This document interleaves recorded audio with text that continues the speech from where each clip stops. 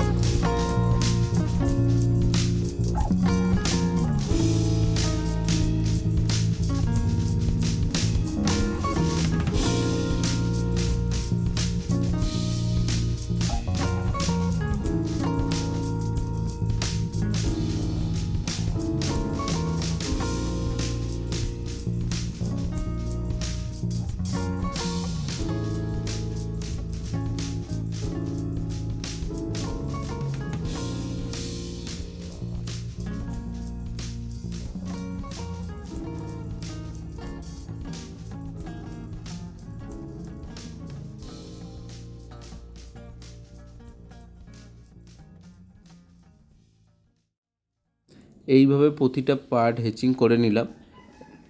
এবারে একটু থুতনির তলাটুকু করে নেবো, যাতে করে থুতনিটা একটু উপর দিকে দেখায়। তুমি যেখানে ডিপ করবে তার পাশের অংশটা একটু উঁচু দেখাবে বা হাইলাইট করা হওয়া দেখাবে। তো এরপরে থুতনির তলাতে করে নেব। ব্যাকগ্রাউন্ডে একদিকে যে দিকটায় আমি অন্ধকার রেখেছি সেদিকটাতে আমি সেদিকটাতে উল্টো দিকে আলোর দিকে আমি একটু ব্যাকগ্রাউন্ডটা কালো করব। ব্যাকগ্রাউন্ডটা পেন দিয়ে করব এবং একটুখানি ওই কালারটাই, যেই কালারটা আমরা পুরো পেজে দিয়েছি সেই কালারটা একটু ডিপ করে দিয়ে দেবো। দেখো, তো বন্ধুরা কেমন লাগছে ছবিটা বলো, এবং যারা নতুন তারা অবশ্যই সাবস্ক্রাইব করো। এরকম আরও অনেক কাজ নিয়ে আসবো। এর আগের দিন মঙ্গল পাণ্ডে প্যাস্টেল কালার দেখিয়েছি। তো এরপরে আরও ফ্রিডম ফাইটারদের ছবি নিয়ে আসবো। এটা ক্রিস ক্রস করবে, যে এদিক দিয়ে একবার করবে, ওদিক দিয়ে একবার করবে। যতবার ঘষবে যে পেনের কাজে ততবার ওই জায়গাটা ডিপ হয়ে যাবে। এইভাবেই তোমরা এর ওপরে এবার একটু কালার দিয়ে দিলে হয়ে যাবে। এদিকটাই ডিপ রাখবে, ওদিকটাতে লাইট রাখবে, রাখলে মোটামুটি কাজ শেষ আমাদের।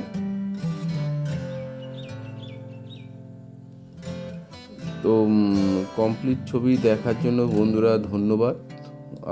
কেমন লাগলো তোমরা অবশ্যই জানিও, এবং লাইক ও সাবস্ক্রাইব করতে ভুলো না।